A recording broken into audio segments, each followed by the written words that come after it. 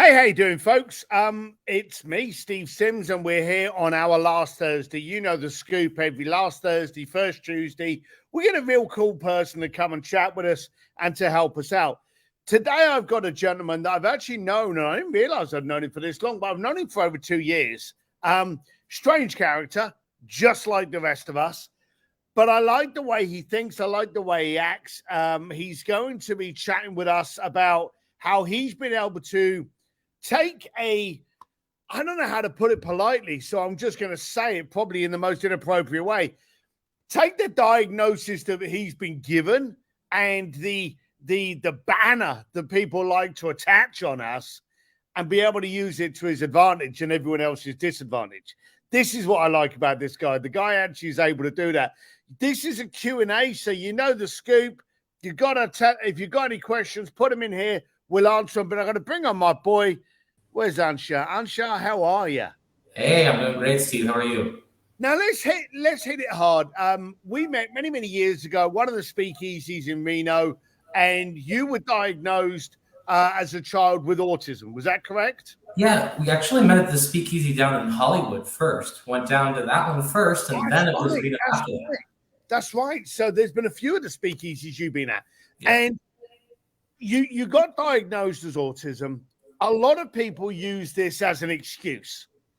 You used it to qualify how you interacted with people. And here's the thing.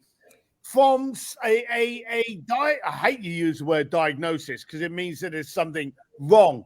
But as a position that you were told that you were autistic, you actually became better at communicating with people when some people would have classed that as a disadvantage. When did you first realize that you had trouble communicating with people? Well, I mean, when I was a kid, there was no way for me to translate, what I was feeling into words. I was about 75% nonverbal to start. So when I started trying to have friendships, when I got to, 10 years old, 11 years old, and it just wasn't working. The other kids knew that I was different. I would get bullied. I knew I wanted to be closer to them and have friends, and I would chase them around the playground and stuff, but I couldn't interact with them. I was on a different planet. And, growing up in a house with 2 music teachers, there were 40 families a week, so I was constantly around other kids my age, and you would have thought that I would have connected, but all I ever did was hide, especially from the noise. And that was when I started to realize that I had sensory issues.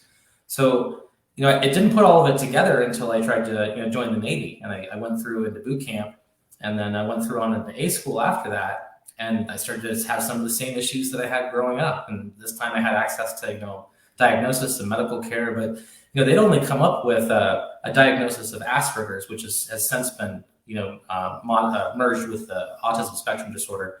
They didn't even have that diagnosis in the DSM until 2 years before I graduated high school. So I came from that generation before we started passing pills out and prescriptions to kids and, labeling them with ADHD and all of that. So I just had to kind of find out as an adult. And so most of my 20s was spent trying to catch up on that. And it was really, really hard. I mentioned it last time, I didn't get my driver's license till I was 37. Sensory issues are a real pain in the rear. And you have to deal with those on top of the social difficulties. And this was back when? What kind of year period was this? Let's see. 10 years old, I've been 1990. And I graduated high school, 98, went into the Navy in 99. So the 80s and the 90s, bearing in mind, just to give context for some people that maybe weren't even in that period, they were still classing ADHD as a illness and even trying to medicate people for ADHD, which is now Asperger's, autism, ADHD is the combinating cocktail flavors that go for any major entrepreneur. So you've now been told I've got Asperger's. You now realize you've now been given a reason that you don't like to be around people or you have trouble connecting. You recognize this, and then you did something really cool about it. You go, okay, how can I, and again, my vocabulary is not as good as yours, but you imitated how... Yeah, we call it masking. Yeah. So masking, beautiful. So you found a way of pretending to connect with people, and you actually became so good at it that you actually teach people how to. What a beautiful route that is. I love that. So, what were the first techniques that you tried to try and get people to feel comfortable and connect with you? Well, I mean, I tried and failed a whole bunch at first. One of the biggest challenges with ASD is that it's really difficult to make eye contact, especially if you're sharing ideas and stuff, because looking at a human face completely takes you out of your entire mental perspective. It's kind of like being forced to look at the whole world through a magnifying glass, and you can only look at one thing at a time. So, when you have ASD, often you're looking at the ground, or looking at the wall, or looking up at the ceiling, and so for that reason, even if you are good with facial expressions, you don't see them unless it's in your peripheral vision. So first is having to be able to get over eye contact. And to do that, I had to actually learn to look at a few different places on the face. And then there are actually natural eye sweeping behaviors that happen organically in a neurotypical person. Well, you'll move back and forth between looking at a person's eyes, looking at a person's mouth when they're talking, taking in all of their body language. And so if you just stare at a person dead in the eyes, you don't actually get that intimate connection that you're looking for. So the first thing was giving people too much eye contact, and try to look at the bridge of the nose or something to be able so it didn't distract. And then it kind of evolved from there. Okay, well that's not right. There's this thing called the uncanny valley, where people who make androids and stuff are trying to make it look more human. And if you're close, but you're not quite there, it's unnerving, it's unsettling to people. So, you have to understand where those behaviors come from. Otherwise, when you're looking at them from outside, before you look at them through psychology, you don't know why they exist. You don't know why a person tilts up, or their left or their right ear, or why their facial expressions are asymmetrical, or why a person looks in a triangle when they look at a human face that they like. And when you start to understand that stuff, then if you have to, give those kinds of micro expressions, give those kinds of things to be able to show that, someone has your attention, and to be able to display that in a way that they can understand, then you understand why. Otherwise, you're just kind of throwing out random letters of the alphabet and hoping that the soup makes some kind of sense. So you realize I'd have loved to have seen the original eye contact, just staring at someone dead in the eye. That would have been funny as hell. But we can fast forward. If anyone wants to hear more about Anshar, you should definitely listen to the podcast that we did recently. Really good podcast. Really opened my eyes a lot to the methodology, the habits that you built up in order to be able to connect. Because quite simply, you went out of your way to make sure you could connect with people, and then you became so good at it, you actually started teaching people. So how was that for you? When did you first realize, hang on, I'm actually pretty good at this? I can actually teach people. And what were the first tips, tricks, hacks, whatever you want to call it, that you taught people in a sales connection environment to connect better? Well, I'd never considered managing or teaching other people, because I had so many of my own difficulties. When I went to my first retail job down in Mississippi, I was doing Circuit City, electronics and computers and stuff like that. And I was so worried about trying to figure all this stuff out. There's no way I could have been teaching somebody else at the same time. But by the time that I moved into the jewelry industry when I was 30, now I was in that industry for almost 7 years. Eventually, with a lot of pressuring from all the people in the company, because they want you to keep on moving upward and they want you to, learn management responsibilities. I finally, after being badgered forever, became an assistant manager, and then I started training people, and then I became a store manager, and I started training more people, and then all the store managers would go and meet, and then the district manager would sit back and be like, no, you do it. So as time went on, I got more and more comfortable, because I used to not be able to have a conversation with more than one person at a time. A lot of people don't know this about me, but autism, sometimes you can have lots of little things that you're really into. When I was growing up, it was magic. And, I've met Penn and Teller, I've met, lots of really cool people. And so I used to do magic on the mezzanine level of the Silver Legacy with this guy named Doc Cheatham.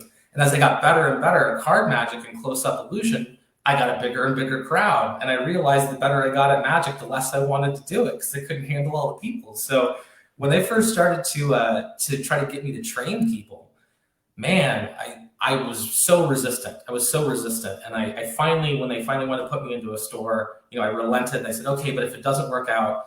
And I read this great book by the Harvard Business Review called The First 90 Days. I highly recommend it. And if you're being put in charge of, a new department or new people or something like that, it talks about some of those things that no one teaches you, like how to identify the best way to communicate with your superiors, how to get buy-in from people. And I realized that no matter how much you know and you want to transmit to someone else, they have to see you as a more successful version of themselves and ask and want that information. Otherwise, you just come across as a preacher, and people will be dismissive of you. They won't apply to the behaviors because they lack that hunger for knowledge. So I found one of the most important things when I was teaching other people was to be very, very successful and model the behaviors myself so that they could see that I was using these techniques and that they were working. And then I didn't have to do a bunch of presentations and stuff. They would be coming and knocking on my door and asking me, to set up a session or an early store meeting or something like that. And that just kind of escalated upward until I was training, hundreds of people in the Pacific Northwest, which was just amazing. And those people are all off running their own stores and stuff now. So it's really, really cool. What the jewelry brand, and again, this is for us just here in the Speakeasy community. This wasn't just some tiny little kind of like, mom and pop organization. What was the name of the jewelry firm? It's K Jewelers and Jared the Gallery of Jewelry. It's the largest, the nation's largest jeweler. Exactly. So just to kind of like put it in context, you went from hiding in the cupboard to teaching the largest jewelry brand in America how to connect with their customers and clients. And connect to emotions and be able to relate to experiences and identify different personality and help people get excited about their relationships. This is all stuff I never thought that I would be able to do. I love that. I absolutely love it. That's like a big finger to people that go, Asperger's can't do shit. Yeah, really? I love it. Well done. I'm proud of you. All right. So we're actually in COVID now. Sorry, not now. We're getting out of it. It's apparently disappeared. Who knows what's going on? But here's the thing. We've become very bad at communicating over the years. And I believe that we were getting bad at it before COVID came along. By shutting our doors, we just got even worse at it. In fact, there was a lot of people that were saying that there were hangovers, social hangovers, that people are now coming out. They're going into an environment, they're speaking to people, they're communicating, they're meeting up again, and then they're coming out and they're like, whew, that took a lot out of me. We're not used to communicating. We're bad at it. COVID's coming up. What's the biggest mistakes people make in this period when they should be communicating more and they're doing it badly?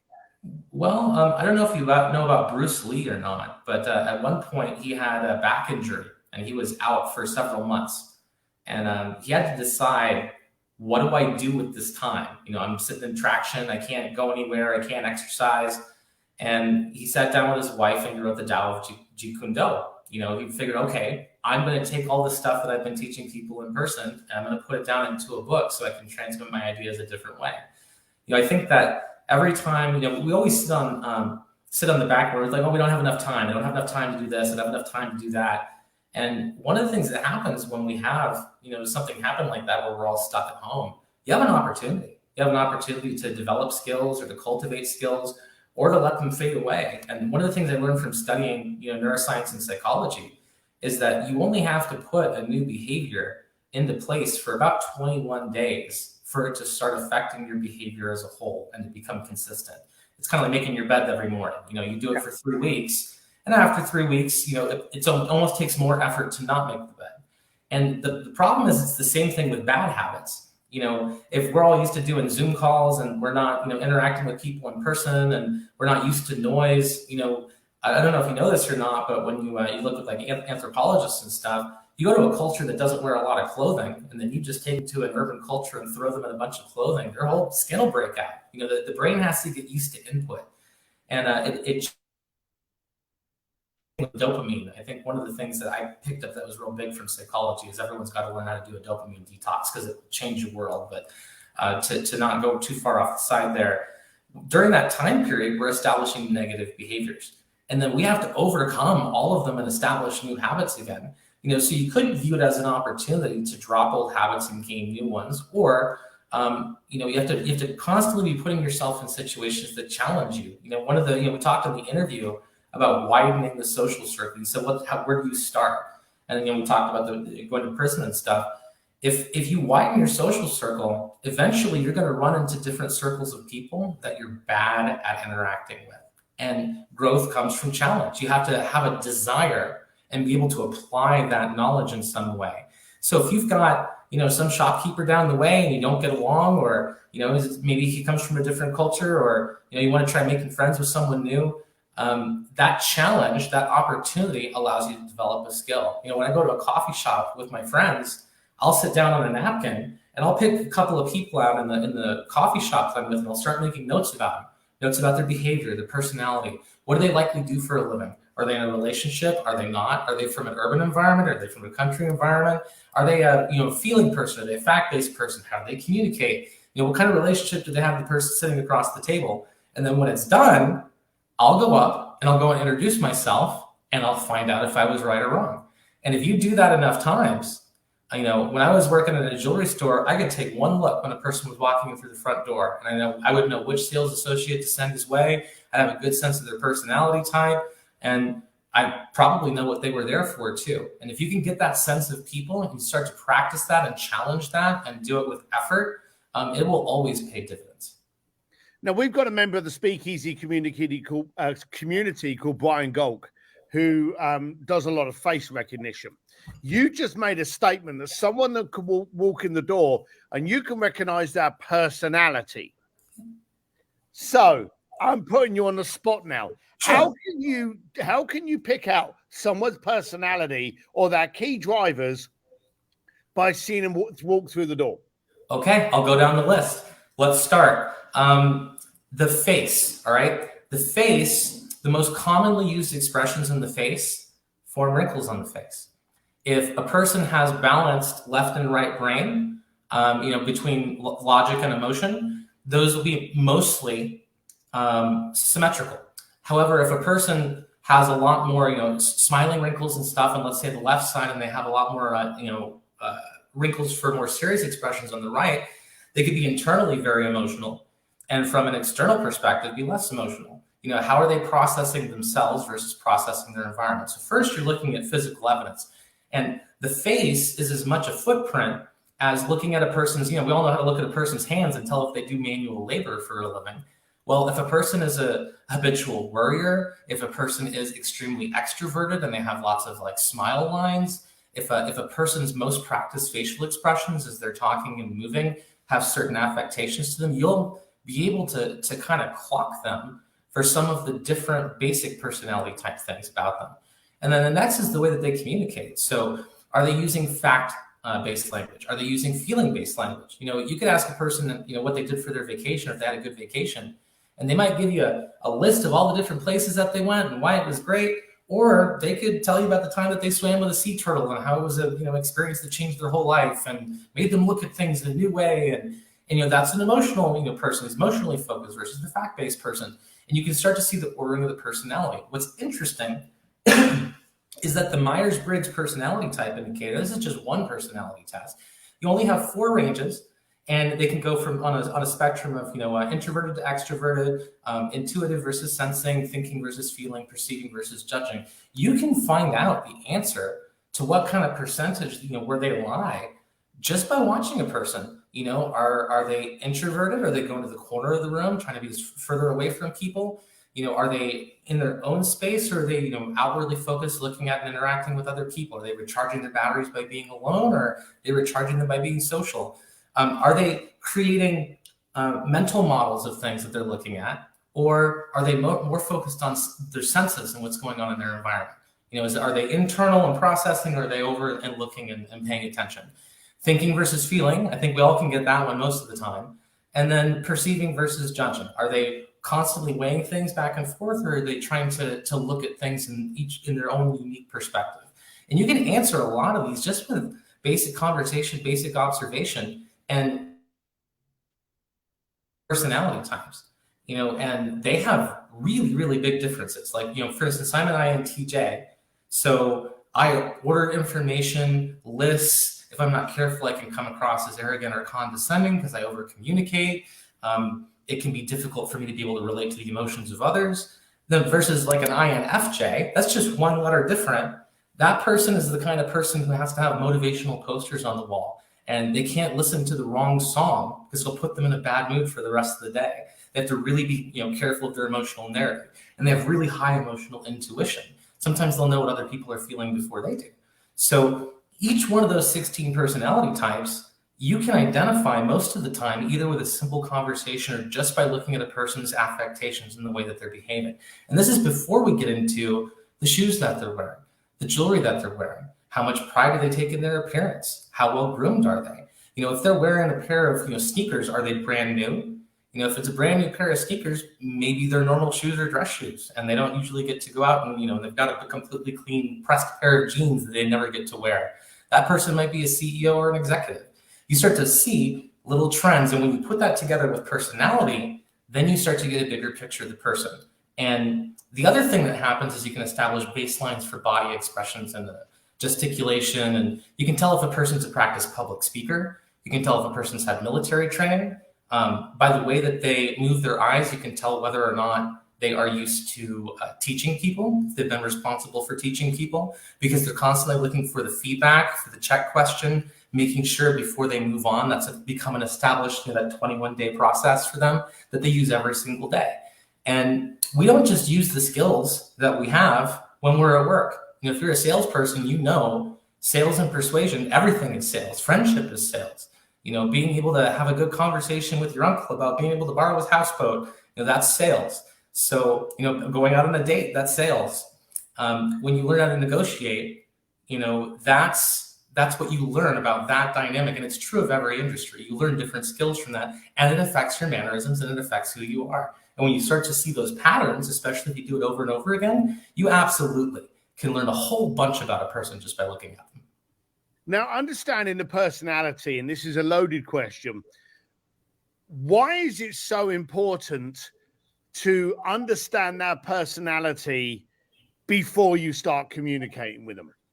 Well, the number one thing that causes people to be able to lower their social boundaries is to be able to reframe you as possibly someone who's more like them.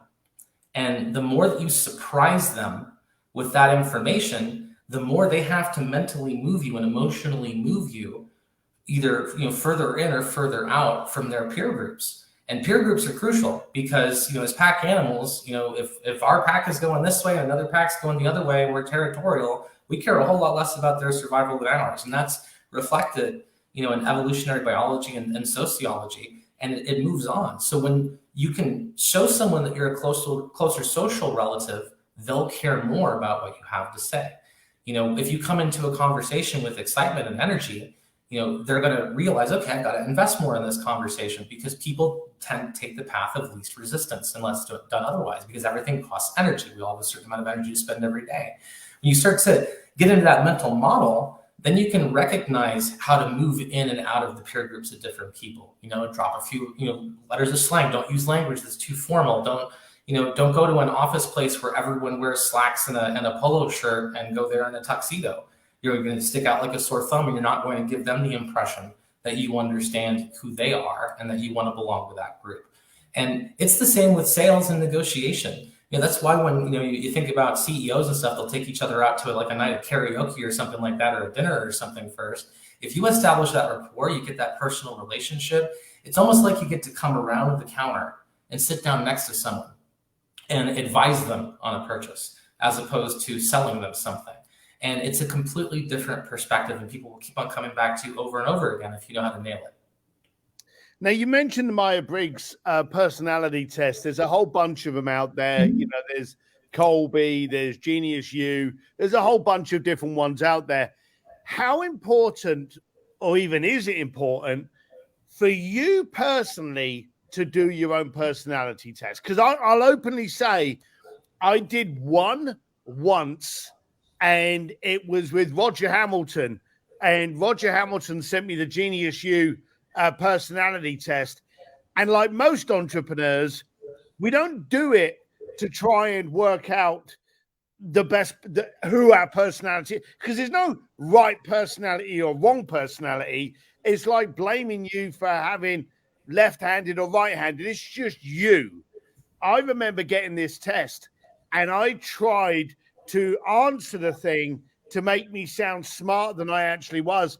And they actually came back to me and they said, if you're not going to take it seriously, we won't allow you to do it. So they could see through my answers straight off the bat, and I never went ahead with it. How important do you think it is for you to get your own personality test? Well, if you were going to start digging ditches, I mean, wouldn't you want to make sure you had a high quality shovel? And if you knew if it had a dull spot on it, if you're going to use your personality as a tool to be able to accomplish your goals, to be able to persuade others, I think personal inventory is necessary. Otherwise you're not going to know what you need to improve on. When we try to do, a pie of behavior, because it's all about self-management. And this is one of the weakest things for a lot of people is keeping themselves motivated, the external motivation. But if something's not happening, it's either because you're not getting feedback after, you don't, not been trained on how to do that thing. Maybe you don't have the correct tools. You don't know how success is measured. You don't know what's in it for you. There are a bunch of just basic things for motivation to be able to understand what directs you. And if you aren't self-aware, you will find yourself gravitating to that path of least resistance. You will only find yourself socializing with the people that are easiest for you to get along with, who are similar to you. And it's by understanding your shortcomings. If I know as an INTJ, I can come across as, condescending or arrogant if I'm not careful, or I could skip over other people's opinions or ideas. I need to work on my listening skills. I need to ask more check questions. I need to make sure that I'm paying attention to the emotional state of the people around me, because I can tend to ignore it and become too rational. And I'll understand, this is one of the cool things about getting like a 4-letter type, because there's 16 of them. So that's a decent enough degree of specificity. If you're going to go meet somebody else and you know what their type is, well, you know what the common communications and problems are going to be. You're going to know if you use metaphors, maybe you're going to lose that person because they don't think that way. And you need to be able to show emotional relevance or social proof. And then what gets really interesting is when you get into the higher levels of psychology, you'll find that especially introverts or NT types, if they have to be extroverted for something that they do, maybe they're on a board or maybe they're a teacher or something like that, they have to create a mental mode to be able to do that. And you will see a change in their facial expressions, their gesticulations. They'll start using like public speaking gestures and stuff like that when they start talking about certain topics. And it's completely natural. It's learned behavior. So it's taking the thing that they are worst at, and then they're developing a system for it, and then it becomes natural. And then it's at that point, you're not faking anything. You're just learning how to better communicate with the people that you're trying to communicate to. I love the term in there, personal inventory. I never ever thought to myself that I always look at, and again, I'm being completely open because Joe Polish goes on about these personality traits and tests. And we've had Colby in his office before. And I've always thought to myself, I don't want to be judged. I don't want to be put into a box. I don't want a case of, well, I am an IFT or ABC. I don't want that banner. I never looked at it as, hang on a minute, you're just checking out your toolkit. You're just making sure you've got the right. Never thought about that. Which is one of the best ones to go for? Actually, I have a little bit of a cheat code for that. If you go to Google and then you do, you search for J types 2. So JTYPES 2 altogether. And then MBTI, you'll get a free test. It's like 69 questions. And then you get the 4-letter result from that. And then you take that to like 16personalities.com to read the result. Because that one's a real fast test. And then that one's a really in-depth explanation for free. And you can do that one. And I mean, I read pretty fast, but I'd say the average person probably do it in like 10, 15 minutes. And then you'll know what your type is. And then you can actually look type combinations, and this is where you challenge yourself. If you want to see how you read people, who are the people closest to you? Your closest friend, your brother, your sister. What are their personality types? Do you recognize the frequent communication problems that those two types have in your relationships with that person? You want to take it to the next level? Can you figure out a person's MBTI type by looking at their LinkedIn profile? Can I observe someone in a coffee shop and nail it down to one or two of 16 personality types just by observing a person without even interacting with them? And how will that change the way that I choose to approach them? And what you'll learn is if you develop that skill, and my friends can attest to this, I will sit down and I can ping a person's personality within one or two types out of 16, usually in about 30 or 45 seconds, just by observing. And that's from practice. I think, I don't want to be cocky, although I'm known for being cocky. I think I probably learned a lot of this without realizing it when I was the doorman of a nightclub, because you always got to recognize the people that inherently wanted to have trouble inside, or thought they were better than they were, or pretended that they were more affluent than they were. Recognize the traits that matter to you in your position. Exactly. So I'm going to ask you to do me a favor, because I haven't been making notes since we've been talking. I'm going to ask you to just DM me those websites, those two websites you mentioned. Sure. And I'm going to post them up here in the Speakeasy community, courtesy of you. This has been absolutely fantastic. Where should people reach out to be able to follow you if they wish to do so? Well, what I noticed is when I started, because I started putting examples of my training and stuff on YouTube, and I think that it kind of comes down to, I think a lot of people have their own objections. Once you get to a certain level, if I'm training, sales associates or something like that, then I have that credibility inside of the company. But when I'm working with, entrepreneurs and CEOs and corporations, and, if I'm working with, a C-suite and they're trying to talk about corporate sustainability and get buy-in in the company or something, you have to establish that credibility and an understanding of what it is that they do and why before they're willing to take your advice. And when I tried to first offer like negotiation training and hand out business cards and stuff like that, I found that really what needs to happen is a conversation needs to happen, and you need to be able to see for yourself, how something can help. So, what I learned at the end of all of it was to just use my email address. And that's just my first name and my last name with a period in the middle at gmail.com. And I used to try a bunch of different ways, but honestly, until you can understand how persuasive psychology can help you do what you do, you have to have that conversation first, I think. And I think a person has to want that information and reach out for it. People aren't really willing to listen to the advice that they don't pay for. That's pretty damn good.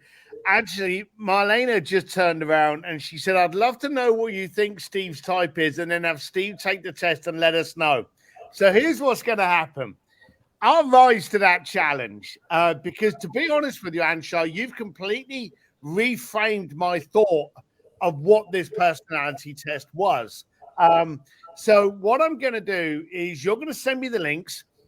I'm going to take the test, and then we're going to do a follow-up to this, and we're going to go through, and I'll openly have it available, and I'll even post the damn thing, because again, it's not a case of you're right or wrong. It's who you are.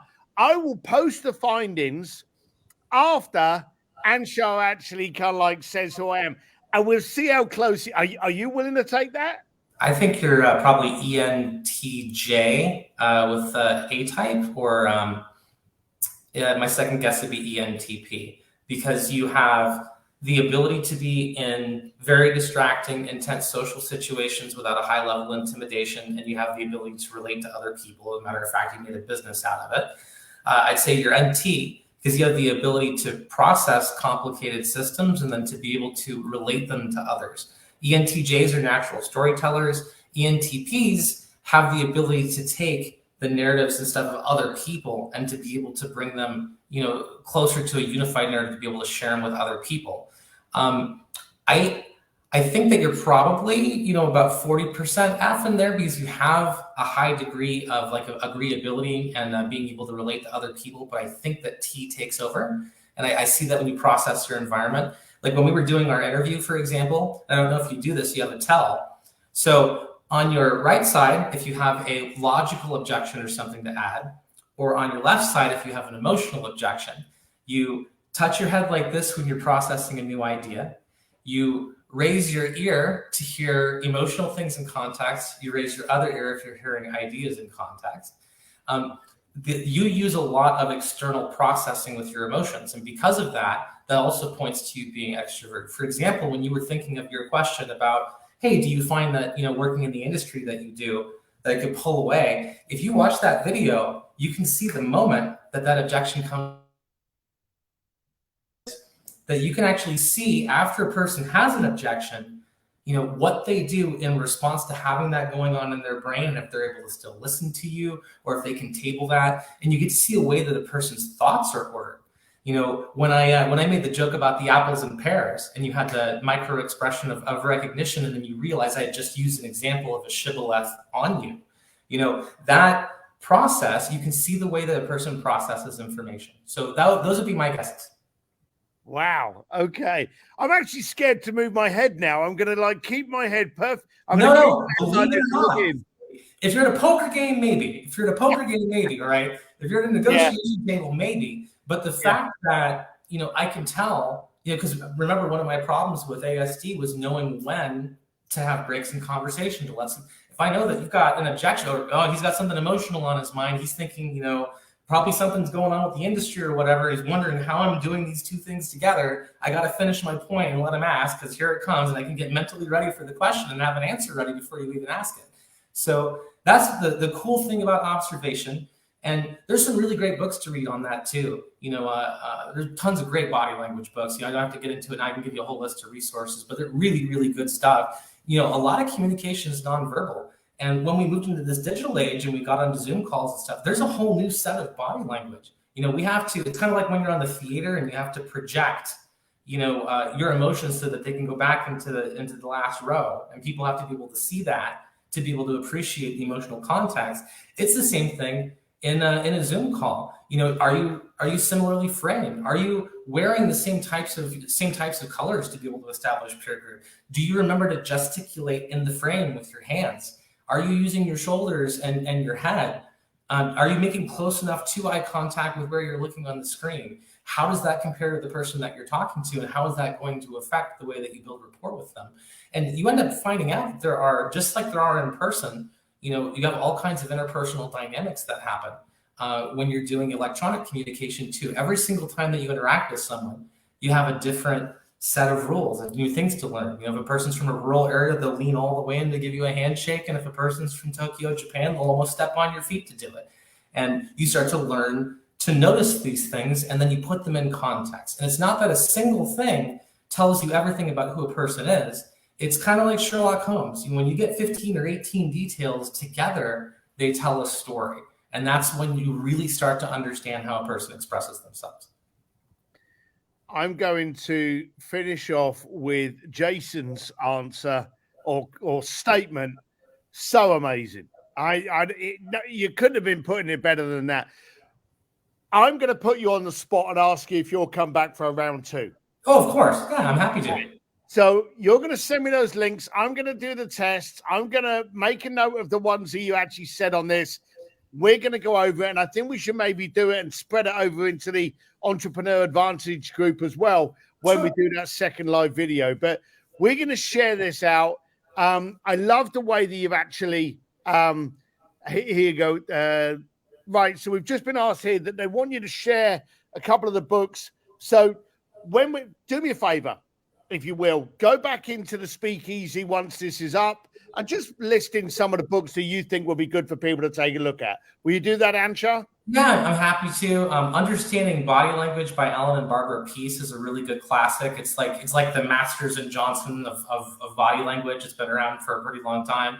And then there's a whole bunch of new ones. So I'd be more than happy to help with a list with that. Perfect. Anshar, thank you very much for being on the show. You did it. You really disrupted us. You disrupted me, and I'm now going to go and take the test. I'm also going to put the family through the test as well. So thank you very much for everything. Thanks for being you, and thanks for coming on the last Thursday AMA. Anytime. Can't wait for the next one. Cheers, pal. Look after yourself. Bye. How cool was that? All right, Anshar is a cool cat. I told you he's weird. But we all are, but he's a good kind of weird. We like that kind of weird. So he's going to put in there and let me know what those tests are. I'm going to put them up there. As I say, I'm going to take it. We're going to find out if he's right. And then we're going to do a round 2 and go through it. But I really like the idea that he says it's not a kind of like you're this or you're that. It's a case of know your toolkit. Once you know what you are, what you can make up, then you can actually do it. This has really been a good one for me, and I know I'm going to go and do the test. But I hope this worked for you. Usual thing is going to stay up here on the Speakeasy group. I know a lot of people go back into it later. Share it between the Speakeasy community because this gave you an unfair advantage. This shit was grade A gold. Brilliant stuff. So have a great day. Do something disruptive with it. And if you have any questions, post them in here. And if you've got any kind of guests you want me to bring in, ask me the question. I'll go and find some other excellent weirdos like this guy. Until then, have a good time. Bye.